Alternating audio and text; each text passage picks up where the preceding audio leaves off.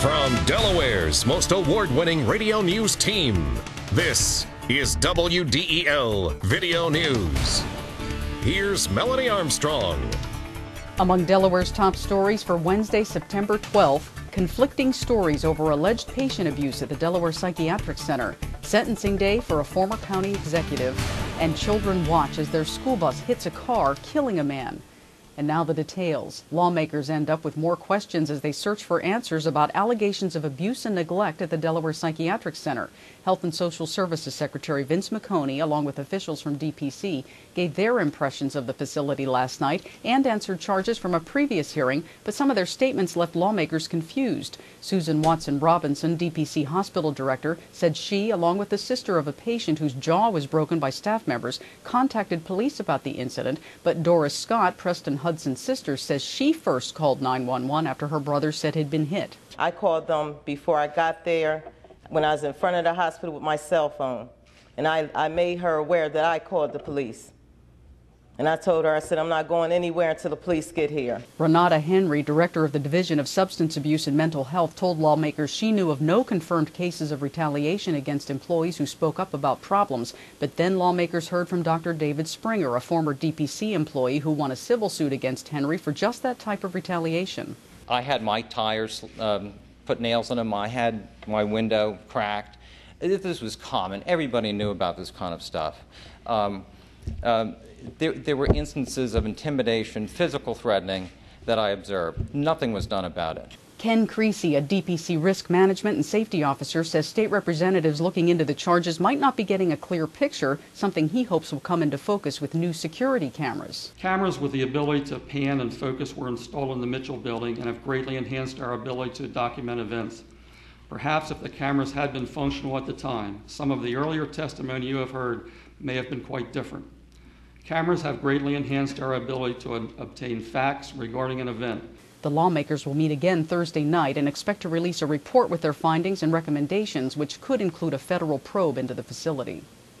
Former County Executive Tom Gordon has been sentenced in federal court in Philadelphia. WDEL's Carl Konevsky has the story. Federal Judge John Fulham sentenced Gordon to 1 year probation plus $300 in fines and fees for his guilty plea to 2 misdemeanors back in June, admitting to the political use of 2 county employees in 2002. U.S. Attorney for Delaware, Colm Connolly, says the plea agreement and sentence don't reflect what he believes is a much more serious matter. Obviously, we're disappointed with the resolution of this case as a whole. This case was a very significant indictment, set forth very serious allegations of criminal conduct, and in particular, very, very serious allegations of political corruption. But Ron Levine, Gordon's attorney, sees it differently. The fine was $250. Probation is non-reporting. I believe in Delaware people may pay more for violating the speeding laws. That's what I think of the charges. Connolly says though some said the prosecution was politically motivated, cleaning up county government was in the best interest of taxpayers. We believe it was very important to bring this case. That view is shared very strongly among the investigative agencies, the FBI, the IRS, my office. But Levine says taxpayers didn't get their money's worth. I think it was a questionable use of government resources. That's what I'll say.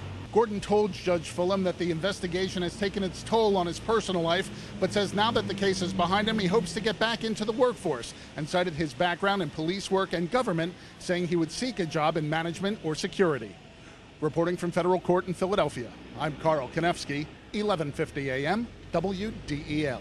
The county will pay about $100,000 to settle a lawsuit over a promotion a county police officer says he should have gotten. County Police spokesman Corporal Trinidad Navarro will get about $60,000 to bring his pension up to the level of a sergeant's and $40,000 to cover some of his legal fees. Navarro sued in 2005, saying he was passed over for a promotion because of politics. Coming up, remembering 9/11 and a man with deep community roots. WDEL News continues in a moment.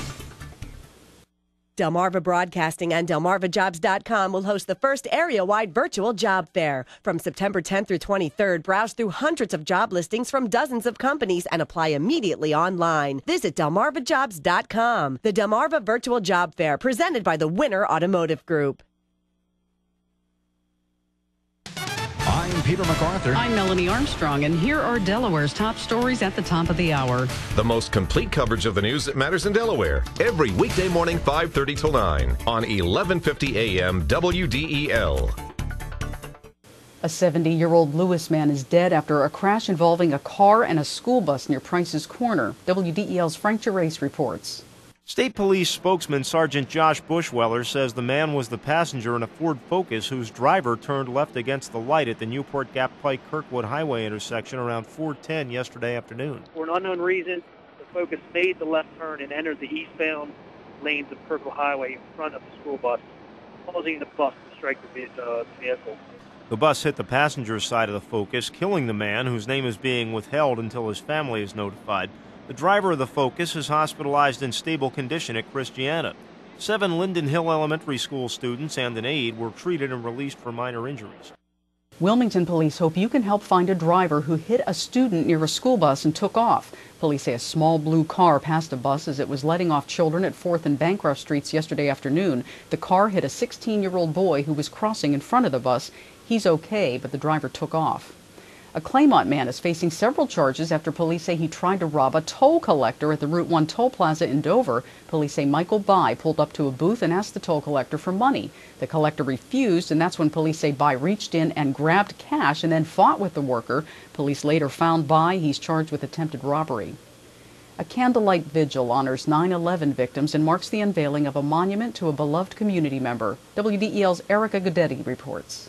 Members of the Union Park Gardens community and the Very family joined together to pay tribute to the victims of 9/11 and unveil a memorial honoring the late Frank D. Very, former president of the Wilmington City Council. The unveiling of the memorial coincided with the 9/11 service because of a donation by Frank Very and his wife to the Union Park Gardens community, where the 9/11 memorial services have been held every year since the attack. The 9/11 was picked because of the fact that my father donated this monument back of me here and the flagpole for the 9/11 victims, and we felt that it was just had to be the same day as that. Frank Very was fondly remembered by politicians, community members, and his family during the service. And someone forgot to tell state workers to lower the flags in Delaware for the anniversary of September 11th. President Bush ordered flags to be lowered, but Delaware's flags weren't lowered until about 11 a.m. Governor Minter's office says it was an oversight. It was a night for the long ball at Citizens Bank Park. WDEL Sports and AccuWeather are coming up.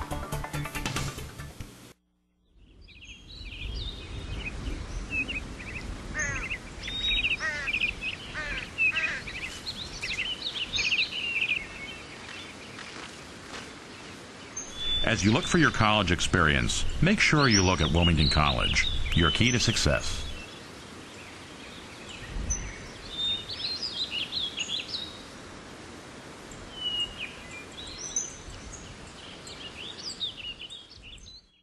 In WDEL Sports, the Colorado Rockies hit 4 home runs as they roughed up Phil's starter Adam Eaton in an 8-2 win. Matt Holliday hit a pair of home runs as the Rockies built a 7-0 lead before Jimmy Rollins hit his 27th home run of the year off Jeremy Affeldt in the 8th.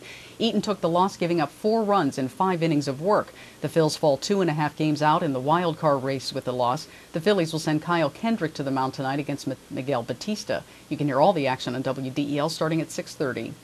The Eagles have turned to one of their old hands for punt return duty. Reno Mahe has signed a 1-year contract with the Eagles. He was the Eagles' primary punt returner the last 2 years, but the team didn't re-sign him after last season. Now he'll try to shore up a spot that cost the Eagles a win on Sunday against Green Bay. The Eagles flubbed 2 punts that led to 10 Green Bay points and a 16-13 Packers win. Your WDEL Delaware AccuWeather forecast: mostly sunny today, the high 78. Clear and cool tonight, the low 46 to 53. Tomorrow, mostly sunny, the high 78.